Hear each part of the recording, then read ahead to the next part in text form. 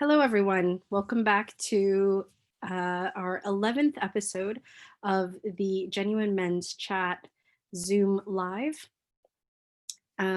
Just in case if you haven't been with us before, Genuine Men is a movement consistent of a show, a podcast, a workshop, and now weekly Zoom Lives that express the often unheard honest views of men from various backgrounds, cultures, religions, and life experiences. It's also a rare opportunity for men to have a platform to express their views, their thoughts, their perspectives, and obstacles in life with other men on topics that impact them personally, their families, their community, their society as a whole.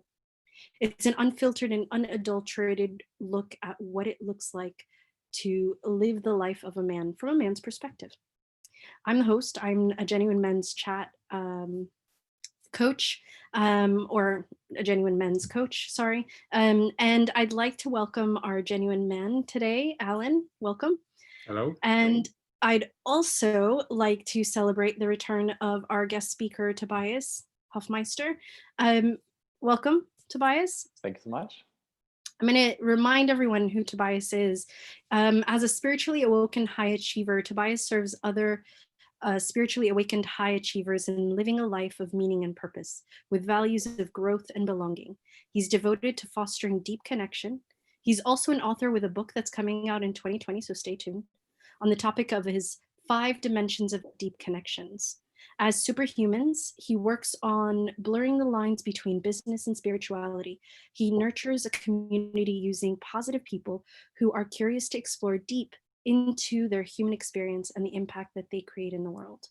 Wow, what a background. So before we get started, actually, Tobias, we've never delved into a bit about the deep connections and superhumans. Do you want to shed some light on that so that people better understand your background? Absolutely. Really, for me, superhumans is very much, it's one of these labors from the heart, where I feel it's the ultimate self-expression in form of a movement, a company, a cause. And so the 5 dimensions that we're looking at is when we look at deep connection, the connection to oneself, and then the connection to other people, the connection to our work. And where work is really one dimension of how we express ourselves in the world. And then connection to the environment and nature as everything that surrounds us in a way is kind of like a 3D vision board. And it's the same with the people. The people we surround ourselves with, they make effectively who we are. And then the last dimension is connection to spirituality, to our higher self. And yeah, when these 5 things come together, there's some beautiful magic that begins to happen. Does it have any correlation to yoga or Buddhism in some way? Because I'm sensing chakras here. I mean, I think it's like parts from these traditions. I think there's this really beautiful combination from wisdom traditions combined with business, combined with technology. And once these 3 circles come together, I feel it's where some really exciting things start to emerge. And I think what has been for me is that the more I actually invest in my own well-being and my own growth, the more everything around me sort of starts growing. Because I mean, I am ultimately the common denominator between all aspects of my life. And so if stuff goes to shit, then there's probably something wrong in how I relate to the world, rather than it must be this person or that environment, So, and I think that was the big shift for me once I started looking at, okay, what's actually my patterns and all of that, where, yeah, the deep connection to myself then makes all the other deep connections available. So it's really true when they say, when the student's ready, the teacher or the master appears. I mean, I totally buy into that.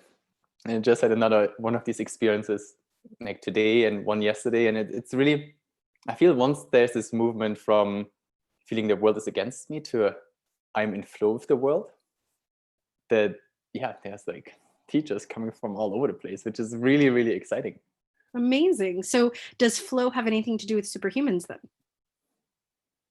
I mean, for me, superhumanity really is this ability to tap into flow at will and being in flow with life and being in the state of receivership effectively, instead of being no, I don't want all these things. It's okay, what are actually the gifts that are wrapped in basically the pain, or the gifts that are wrapped in something beautiful, and really, yeah, taking everything as an opportunity to learn rather than this opportunity to feel self-victimized in a way. And I think this is the big sort of reframe And then, I mean, the other elements of what I feel is being superhuman is to, because I was a super cerebral person. I felt like I was basically living in my head, sort of like from my neck up.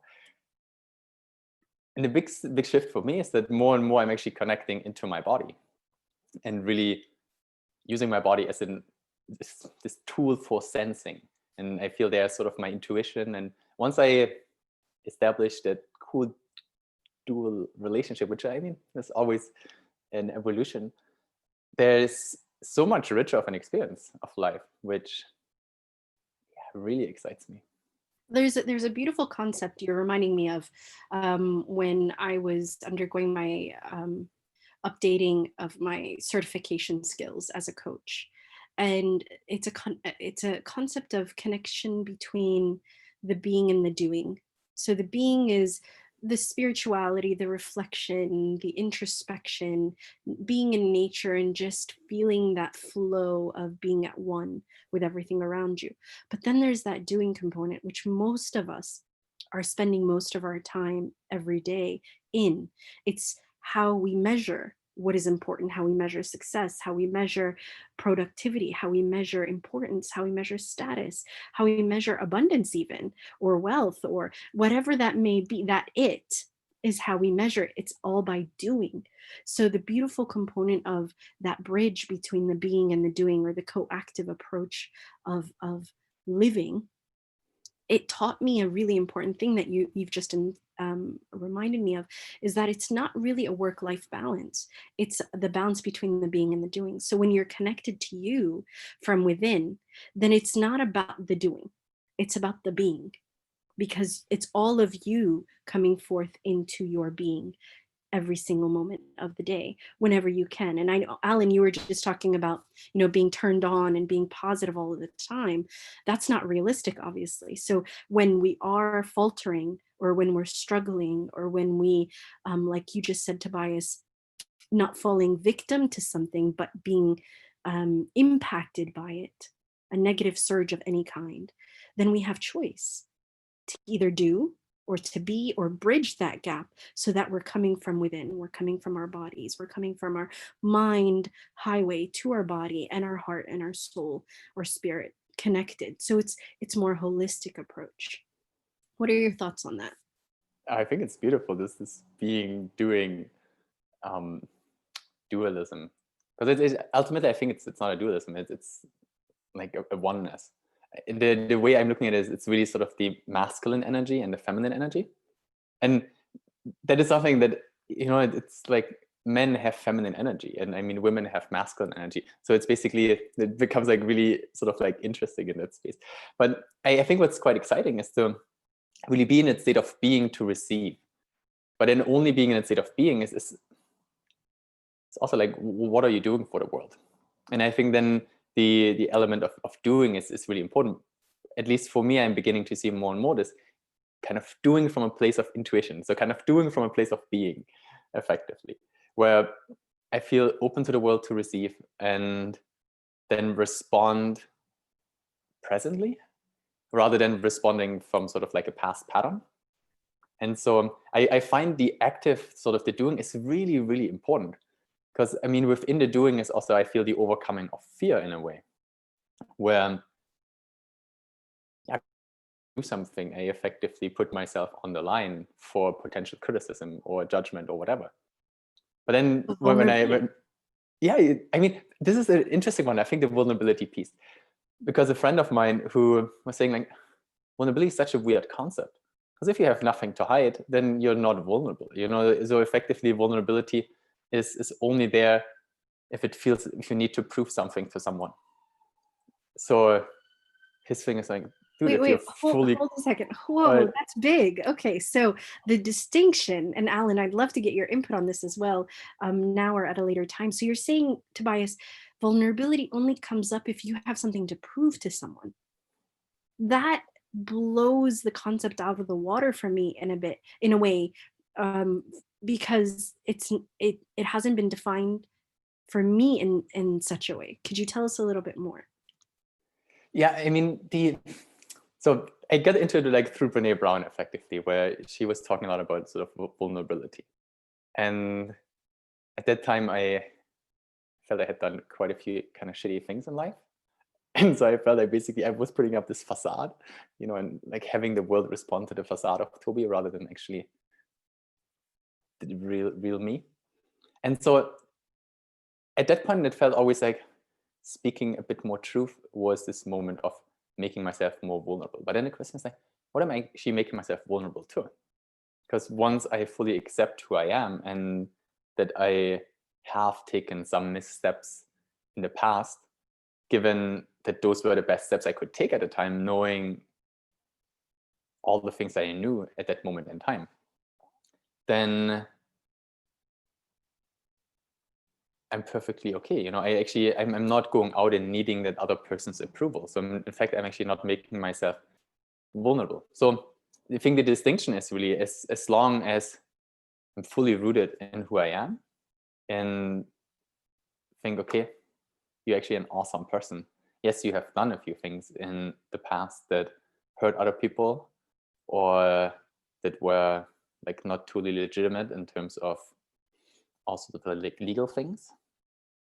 Then I feel there's this notion of fear of, or if this person knows that, then there will be some sort of like bad implication. So it's effectively a really childish thing. So I feel that's the interesting transition.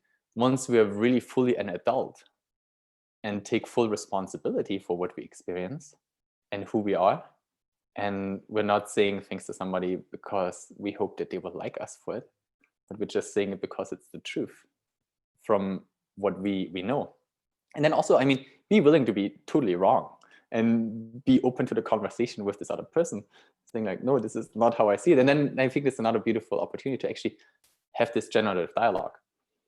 And yeah, so when my friend said it, I was like, that's awesome. This whole thing of vulnerability is complete bogus. As long as I'm actually becoming like fully authentic, then I have nothing to be vulnerable about. Then I'm rooted in who I am. And some people will resonate with that and some people will be repelled by it. And that is just life. And for me, being a people pleaser in the past, this was a really great revelation where I felt like, yes, freedom. Ultimately, that's liberation, I feel. That's ultimate freedom of, and at that point, it really unlocked amazing energy to go do whatever I felt I wanted to do. And yeah, I think that's the notion of stepping into abundance at that point. So liberation. Oh, I'm sorry. No, go ahead. No, please finish. Yeah, the thing it's stepping into abundance at a time, and sort of this liberation and freedom, and I think the authenticity just I feel that there's a certain degree of magneticism to the people I want to work with and to the people I want to spend time with, that just sort of like flow towards me rather than me needing to really put myself out there in a way. So I guess it goes back then to flow. Yeah. It's a good way of saying it. So liberation equals ultimate freedom of voice and choice. Sorry, what was that? I was saying liberation, from what I've heard from you, liberation equals ultimate freedom of voice and choice. I totally feel you on that. Yeah. And I think that's in so many ways what's, I feel, underlying that life in a way. And I think in a lot of spiritual traditions, that's the like highest way, like when we always talk about kind of like peeling back the layers of the onion, which is this funny metaphor in a way. It's ultimately kind of like letting fully go of all the things I needed to prove, where I felt I had to prove to be worthy of love, or I had to prove to be deserving of approval. And for that I found all these kind of workarounds of getting good grades in school, or being very likable, or taking out the trash when I really didn't want to take out the trash, but I felt like, okay, if I do this, then my partner will say, Toby, thank you. But this is like all these things where effectively I trade a moment of I want to be liked for a little dose of resentment that I hold against that person then. And so I think honestly, honesty is just the ultimate key. And delivering honesty with compassion, obviously, like not delivering honesty from a place of wanting to be mean to someone, but delivering honesty from a place of love is what I have found for my own life to be very, very satisfying. I have a question. Go for it. So I totally agree with you in terms of honesty, and that's how I live my life with my partner. That's how I live my life in business. Whenever there's an issue, I attack the problem straight away. I give constructive criticism, and I am very honest with a lot of people, and I'm not afraid to be vulnerable. Now, I'm also reading this book about human nature, and it's called The Laws of Human Nature. And there, I read something interesting, that it mentioned that in general, in human nature, people don't like to hear the truth. They don't want to hear the truth. So the approach of saying always the truth and always being honest is not the right one. And it kind of confused me because it is a little bit against who I am. And it's because, as I said, I live this is actually liberating to be able to admit to something like a weakness, or saying that, talk about a weak side, something bad I have done in the past, or some mistakes that I've done in a relationship or in my private life in general. But when I read something like this, I then wonder if it's true that some people just wouldn't accept the honesty and wouldn't accept the reality. I mean, I think that it's an interesting one. When we speak about reality, I find my personal view is that we all see, let's say, one aspect of reality. And depending on how we grew up, we have a different filter through which we filter all the stimuli and impulses and sensations that we could experience. And then there's only a certain number of them that actually come to our real conscious awareness. So I feel we were all right with the reality that we see. And I think that's where it's important to effectively be open to have this generative conversation where it's not about being right or wrong, but about being curious of, okay, how do you actually see the world, or how do I see the world? And then it's a beautiful opportunity for actually both people to learn and grow and experience something new. And so when you spoke about that some people might not like the truth or your honesty, it's a funny one, because the question is it your responsibility to make that person like you, or are you more invested in actually delivering kind and compassionately what you feel is right for you in that moment, and actually, standing up for your own needs and for your own perspective? And then the thing where I said, like, maybe having done something kind of like bad in the past, Mm-hmm. there, because it's a frame you put on it, right? Because at the time, it might have been the best thing that you knew what you could do with sort of the knowledge and the situation that you were faced with.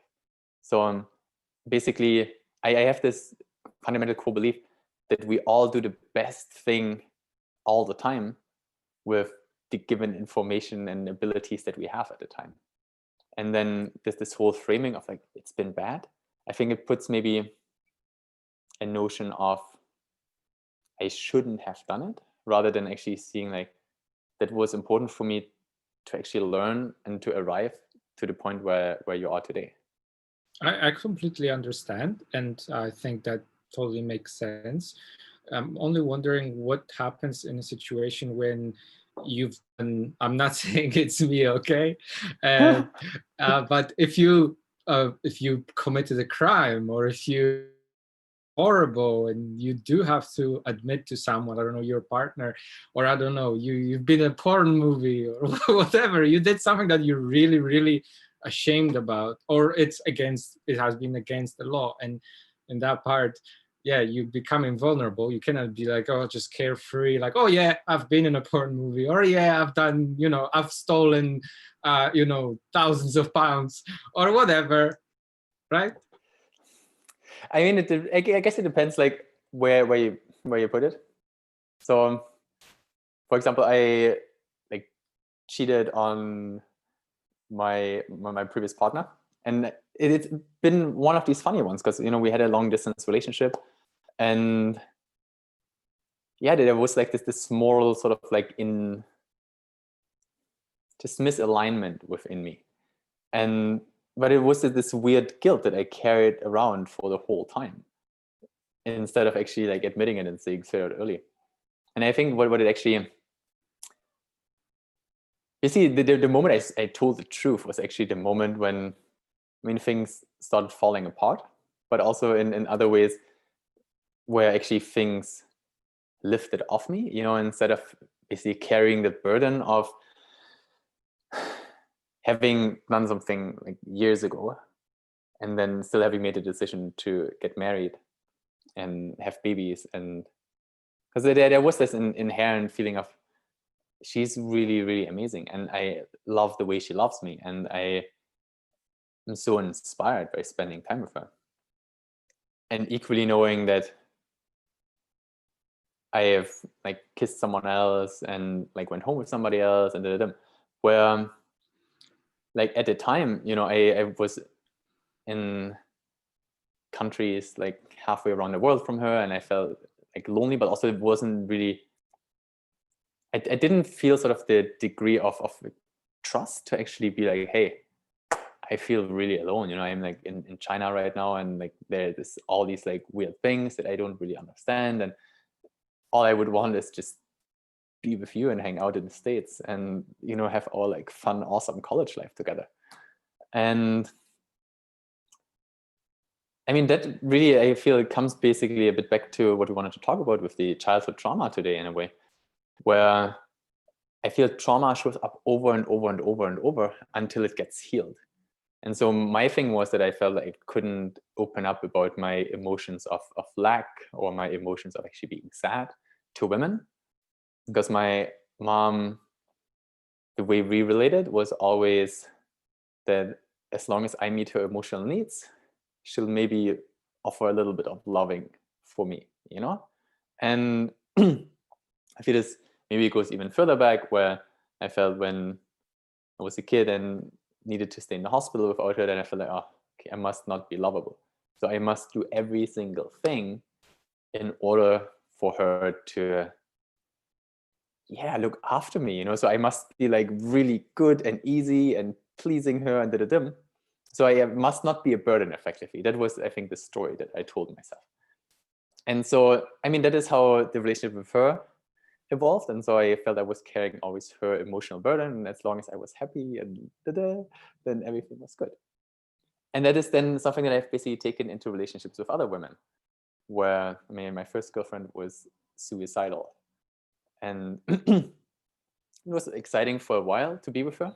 But at some point it felt this immense emotional labor that I needed to kind of like work through. And at some point I was like, I actually can't do it, but I also didn't want to break up with her, because I just didn't want to know that, I was responsible for somebody's suicide. And I mean, this is an interesting one, because it would have never been my responsibility. But the thing is that, I mean, trauma isn't really the situation that I went through. Trauma is the lack of having a compassionate witness to actually talk it through with. And so this is where I feel I didn't feel the sense of safety in my home to just be like, hey, I really don't fucking know what to do. I am in this thing and feel really drained. I mean, my parents even supported me to actually live with her at our own home, because she was having issues with her own parents. And so she effectively moved in with me when I was, I think, doing my like A-levels and in high school. And yeah, so then I think this pattern just kind of like repeated. And so with now my latest partner, was the same thing, where I felt like, for me, it was challenging to be like, hey, I'm feeling really fucking drained. I just need you to hug me, or I don't want to get up this morning with the kids. It's your time, you know. But I felt always this notion of, you know, as long as I please her, I will be worthy of her love in a way. And yeah, so I feel that was kind of the thing in the meantime as well, where we had this long distance relationship. And for me, instead of being on Skype and saying, I really freaking miss you, and I'm actually really not happy where I am right now and feel really isolated, and I felt like, okay, let's maybe numb that pain and see if there's some interesting Chinese woman I could spend some time with. And so yeah, I feel, but then only by actually writing that letter to her and saying, hey, like, those are the things that I've never told you that I feel stand between you and I feel that it's, I mean, at first it's definitely a breakdown, and I mean, we separated, and I think there's been a lot of hard feelings. And now there's this interesting experience that I'm going through where I'm actually opening up to the possibility of love for her again. You know, so I feel it's this thing where I once made a commitment and I meant that commitment, you know? And so, yeah, I mean, I think this is the funny part of love, because it's not about actually being in love with someone, but it's about this deeper experience of actually further and further opening up and becoming more and more honest about like every single thing that we sort of like carried through life. And that's, I feel, where really the interesting journey happens, where really the healing from the trauma, and I feel healing can only happen when actually people come together and, you know, the trauma is re-triggered, and then boom, you will blow some shit up. And there is, I think, depending on how mindful and aware we are at the time, we can navigate and sail through it, or potentially create some more pain. And then, I mean, there's like ways where, you know, we can either try to mask the pain or actually just be present and be like, wow, that actually has really affected me as a kid. And equally knowing that I'm no longer that kid, you know, I'm someone who can now basically bear witness to this child's pain and just reconnect and say like, hey, I imagine this was really tough for you, but not bad. And I love you, and I'm here, and we'll sail through that and make different choices going forward. Because I think this is the other thing. It's not good enough to basically go back and say sorry, but it's like, hey, I'm sorry if I hurt your feelings. This is what I'll do going forward to change the behavior, you know? So a bit of perspective on that. Being that the topic is childhood trauma, would you like to shed more light on the concept itself? I mean, I think it's well understood by many people, but it's also a big concept and it's quite vague. Would you like to dig a little deeper and kind of give us the essence of why you've chosen this topic to be our topic? Absolutely, totally. So I mean, I feel I experienced a lot of it, but I never understood really what childhood trauma was until really looking at, I think Gabor Mate has been very insightful and has given me a lot of understanding. And so one of the things that he's saying is that like trauma in general, it's not really just the bad things happening to you, but it's also good things that should have happened that didn't happen. And I feel for me, I definitely went through this period of blame and kind of blaming my parents for sort of the childhood that I experienced, which really put me in a position of actually being a victim of that experience rather than being kind of empowered and the person who sees the gift in all of it. And so when I then, after ending the relationship with my previous partner, I really noticed there was so much behaviors in my life that were driven by all these different modes of the childhood that I had experienced. And I wanted to talk about childhood trauma because our adult lives, I feel in so many ways, unless we heal our childhoods, it's becoming like very confusing. And we have lives that are driven by who we once were rather than by who we are. So when well, from my own experience, so for example, I was in school, we always, when we were sick, we borrowed some folders from someone else, and then we could like copy their notes. And so there was this one girl in my class that I really, really liked. And so I was like, okay, awesome. I'm like borrowing her folder, and then, I made this little like love thing for her. And when I give it back, and then basically coming back to school, like all her friends made fun of me, which was like, oh, this is like miserable.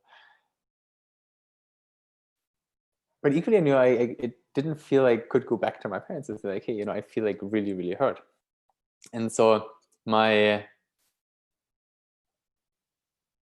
body stored sort of like all the like pain and these feelings rather than being able to express it and share it, for example, with my dad or my mom.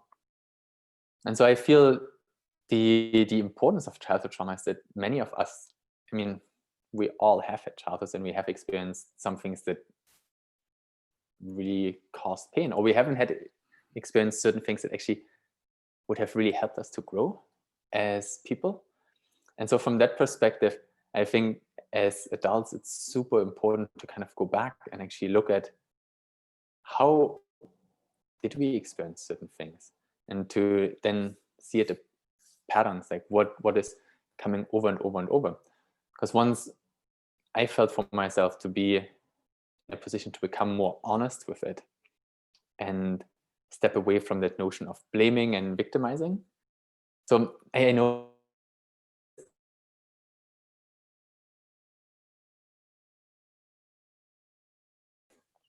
well,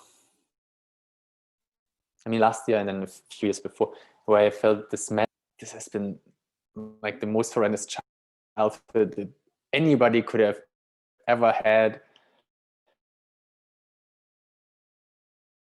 And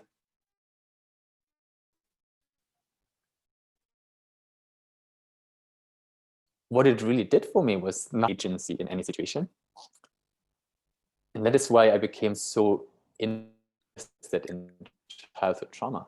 Because as long as I see that something happened to me and I'm the victim of that situation, then I only see how it basically hurt me or affected me in a negative way. Where then the big thing shifted for me from, my life is actually not happening to me, but it's happening for me. And that's where I then began to see, wow, like every single thing has actually been a gift. And instead of blaming my parents for maybe not loving me enough or giving me the incentive to have good grades all the time, where I felt like, to be honest, I just wanted unconditional love. But love or appreciation was always given if I got a good grade. And then I feel like, awesome, okay, now I figured it out. Just go to school, get good grades, and boom, there will be your appreciation and your love and maybe some financial rewards from your grandparents and stuff like this. And so I felt like I actually didn't want any of that, I didn't want any of this like high achievement stuff.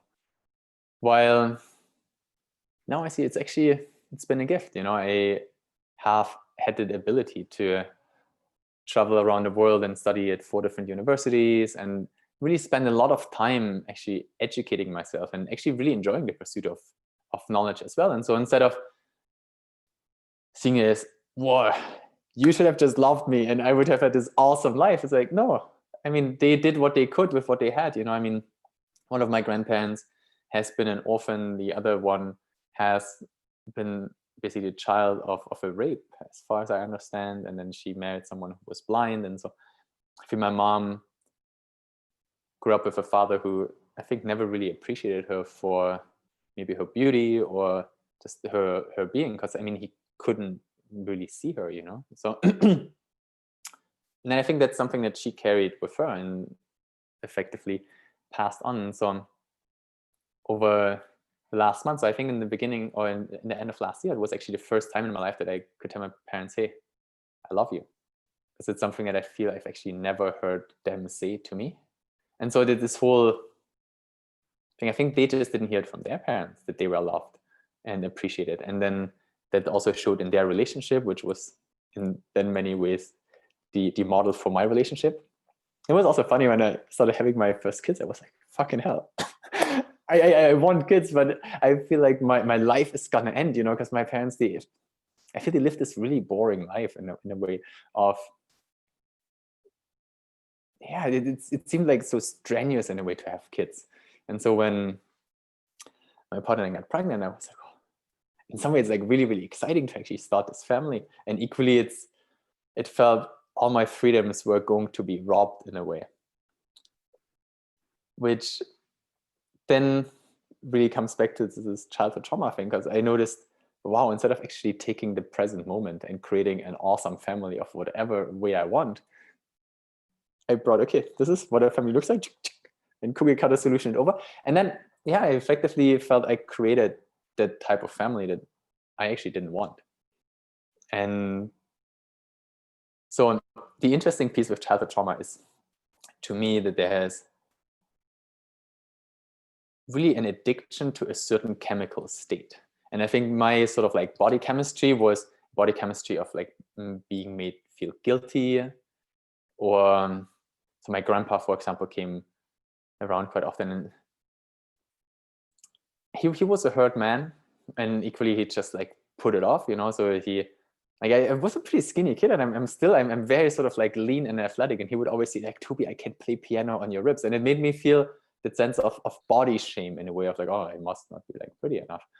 And or if we didn't eat some fatty meat, for example, he would call us some like German swear words. And so as a kid, it didn't seem weird, or like he spoke to my grandma in like super demeaning ways. And I remember my brother and me, we were sitting upstairs sometimes just like laughing about this stuff, you know. And so they had this like their wedding anniversary, and my brother and I, we were writing up these jokes what my grandpa would say to my grandma, and we just rolled on the floor laughing effectively about the meanest shit. But it didn't occur to us that it's actually like totally inappropriate to speak to a partner like that. And so yeah, in many ways, I feel trauma doesn't really become so apparent unless the context is then changed. And so when we then started having our own family, and I was like, oh, whoa, like what does it actually mean to create a healthy family? What does a healthy family even look like? And so in many ways, that also brought up for me how I related to my parents. Because without my former partner, I would have not understood sort of the level of entanglement that existed with my mom, for example, and the sort of like people-pleasing aspects that I had within me. So in that, while it's been really painful to go through this relationship and also the breakup of it, and yeah, now a process of like taking responsibility, I feel what I notice is really the shift to, wow, she's actually one of my greatest teachers, and equally my parents are some of my greatest teachers, and my siblings. And so seeing everybody being a teacher rather than people who like intentionally wanted to hurt me. And that was my previous notion of like, oh, they wanted to intentionally hurt me, they could have done it better. And no, they did what they could. They showed the love that they knew that they were able to show. And now I'm really, really freaking grateful for everything that I was experiencing and have experienced so far, because they've all been gifts on this journey. I would not be here having, I feel, the deeper understanding of myself if I wouldn't have experienced any of that. And yeah, I would not be speaking to these amazing people that I'm meeting these days, or would have not traveled to these awesome countries that I've been at, or I wouldn't have these two beautiful kids, or yeah, like none of that would be in my life at the moment if I wouldn't have had any of these experiences. And it's, I think, really opened me up to actually look more inside, which then creates that level of real expansiveness and effectively becoming increasingly harder to, like hurt in any way, because it's like, okay, I can actually survive it. There's a sense of resilience, I feel, that comes when pain is looked at, and then like through looking at it and speaking about it, it's healed. I can totally relate.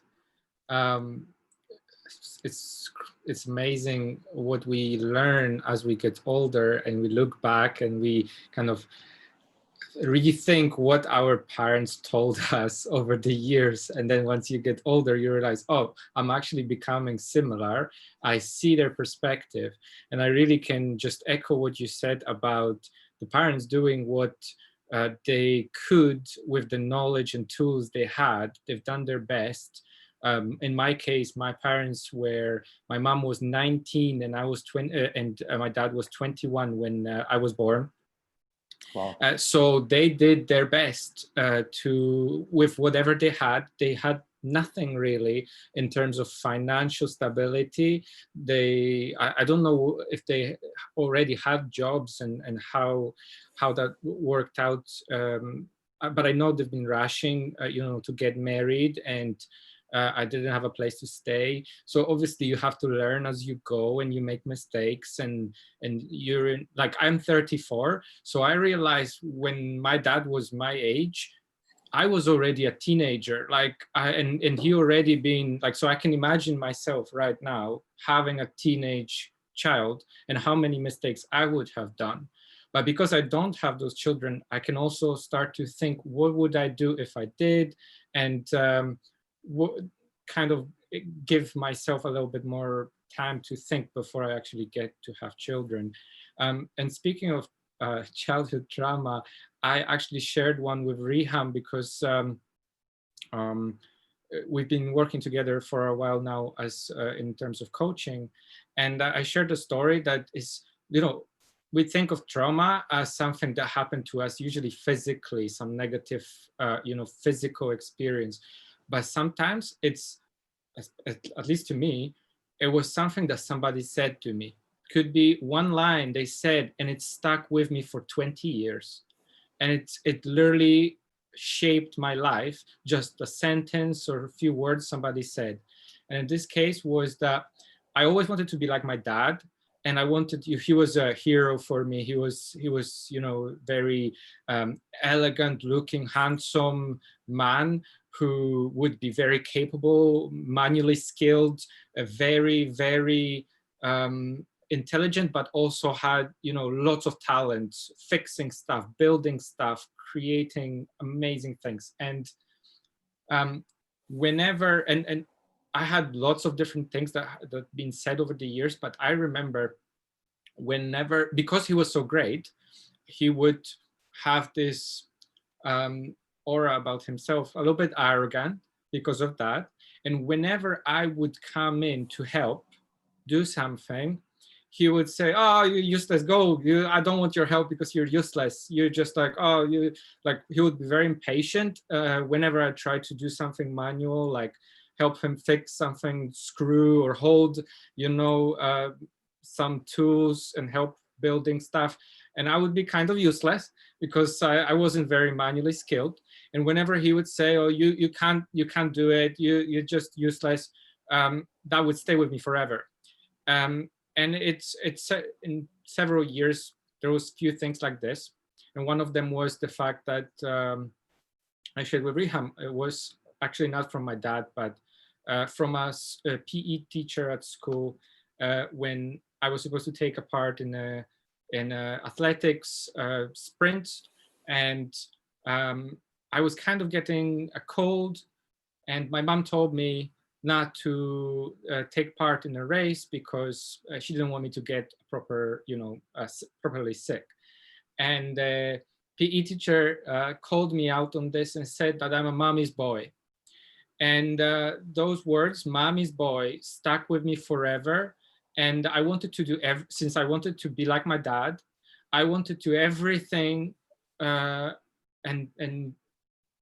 over the past 20 something years, everything I did in terms of looking around the house, trying to fix something, or relationships with women, I wanted to be like a proper man. I didn't want to be the mommy's boy. I wanted to be like, and literally it's still with me sometimes, where you're just like, the masculinity is being threatened if something comes up like this, because of those stupid few words that he said that time. Really relate to that, man. Especially the sort of like one-liners. I remember one thing for me was when in school we had this sort of like singing, or not even singing, it was in primary school, where we were invited to bring along some music that we liked.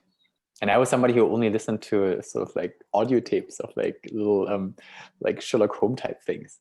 And so I didn't have any CDs, you know, and so I borrowed something from a neighbor, and it just really wasn't me, you know. And so I felt like so ashamed to actually bring that thing in, because I felt like, man, I'm actually not like the other kids in that regard. And then somebody afterwards like called me like in Germany say Brillenschlange, like a glasses snake. And I was like, what the fuck, you know? And it just like really, I think made me really super like, yeah, self-aware of that. Yeah, I wear glasses, and somehow that really irritated me for quite a while. And I felt like not like pretty enough or especially because it was also one of the basically one of the most attractive like girls in our class, and so it was like extra painful because it was like like straight to your heart in a way, you know. Yeah. And I think it definitely has impacted me in terms of my confidence up to that point, to awareness. Yeah. I'm hearing so many descriptors from both of your stories and from the messages coming back to the topic of childhood trauma. And I'm noticing consistently there's this fear, there's this shame, there's guilt, rejection, failure, ultimately masks or facades of not being enough in some way or another. You want to talk about that a little bit, Tobias? I think it's the worthiness in the end that is the thing underneath it all. It's like, oh, I must not be good enough. I must not be worthy for somebody else to take interest. Because I think that's basically where the whole like trauma thing comes in, where it's the absence of a compassionate witness. You know, like there's some event, and I mean the event itself, even though it's maybe like really horrible, if somebody's there and you can talk it through and you feel held, then the likelihood that it actually becomes traumatic is really, really small. But even if there's maybe something like really tiny, and I didn't have someone to speak about it with, then it gets internalized. And this is where then like energy presses down other energy, and then it's more and more and more. And so I feel this is a feeling where then there's this whole like, oh, I'm not worthy, I'm not good enough. And it's becoming this filter of basically then going out into the world and looking for these opportunities to confirm that bias. And yeah, I think this is where it becomes just like when you have this snowball and make a little like snowman out of it, and you just roll it and it gets bigger and bigger and bigger, and you build the thing up. And I feel then it's really, if you just have a snowball, you just need a little bit of sunlight and the thing will melt. And if you have a whole snowman, it takes a lot more light before it's all molten and dissolved. Which, yeah, I feel this kernel of like not being worthy is, at least for me, I feel the piece that I'm still sort of like working on. And there's moments when it's like it feels totally gone, and then there's moments, especially when, and I notice that when I'm not sticking to my own word or to my own commitment to myself. For example, I say, okay, 6 o'clock, I want to stop work at 6 o'clock. But then there's days when I feel like, oh, I just work a bit longer. And then I notice my body's like, Toby, you're bullshitting yourself, man. You know, just like, and it's really, I think this is the thing with the worthiness for me, where take the time to actually treat myself well and relax, basically being in a state of just being, so that I can be open to the cool possibilities that come my way. And I think what it has been for me in kind of the grand scheme is that notion of not being worthy meant that I outsourced my sense of worth to others, which makes it so volatile.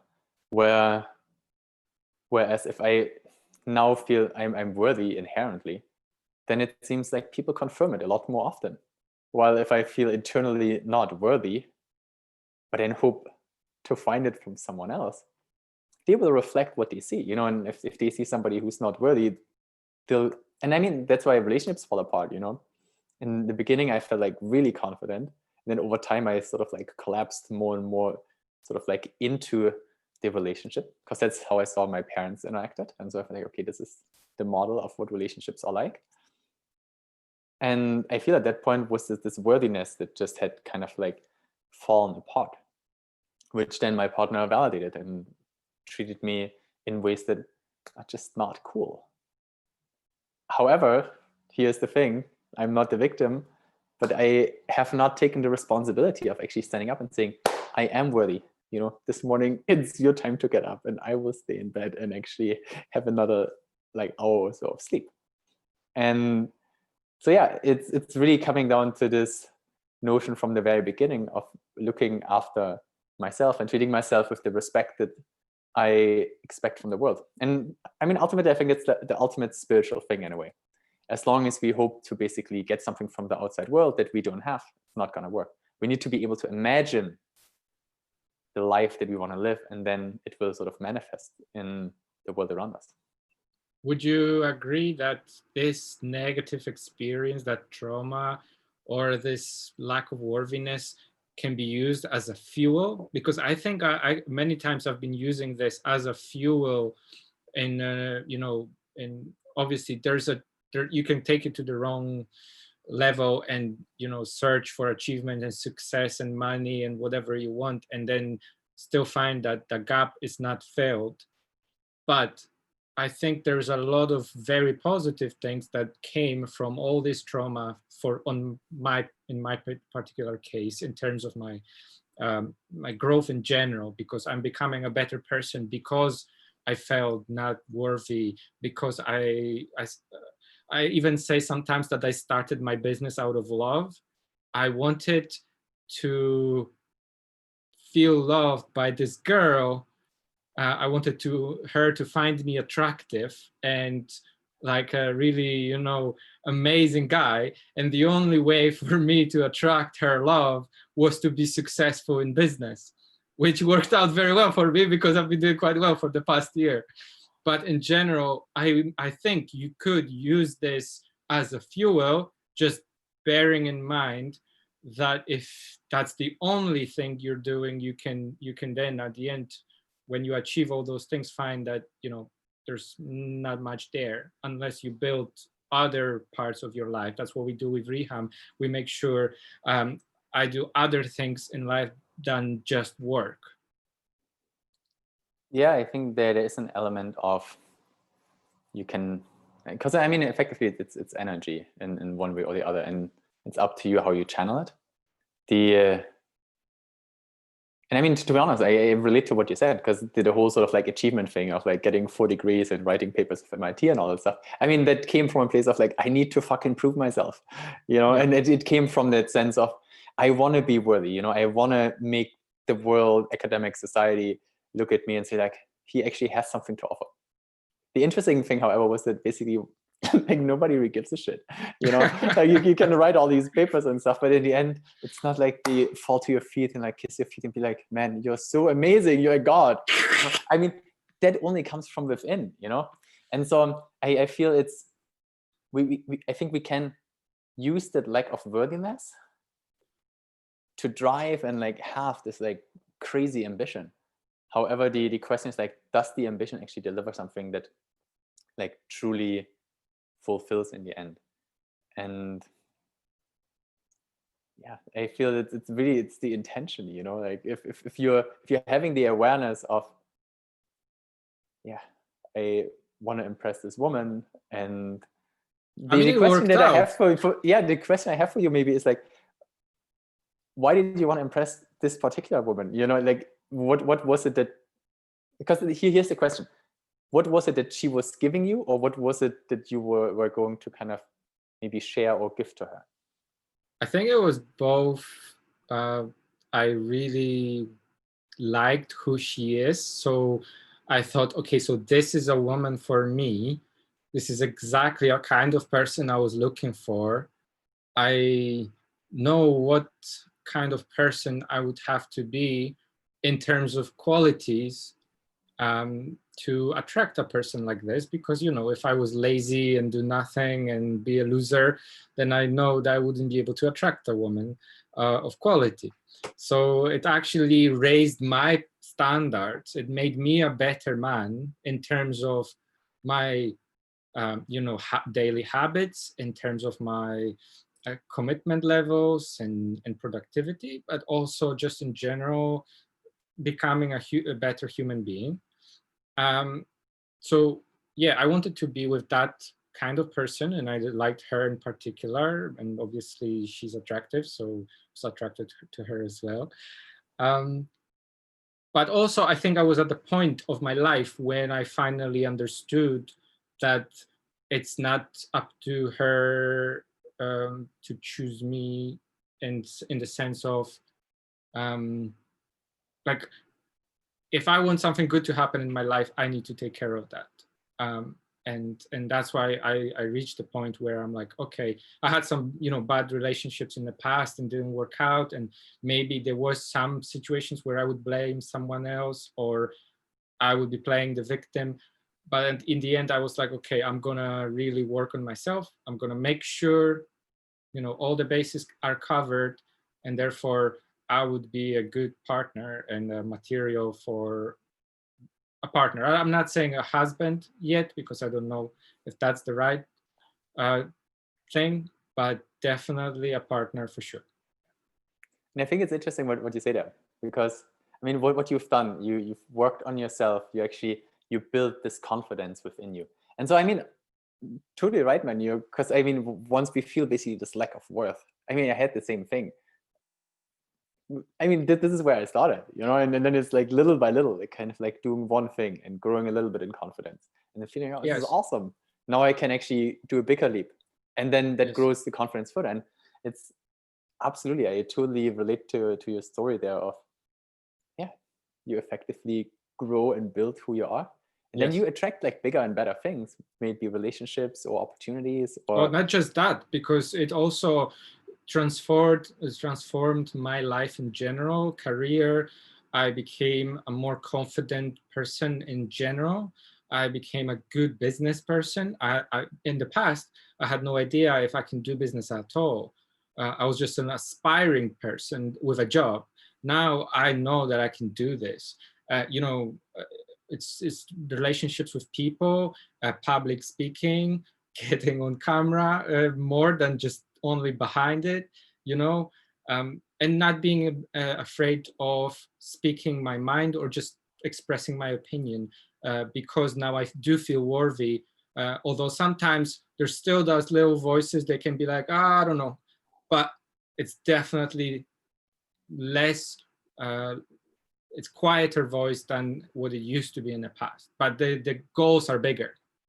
Absolutely. I mean, that's like one thing, you know, kind of the greater your future, the better your present in a way. And so I think that there is this notion of this aspiration of like aspiring to become someone.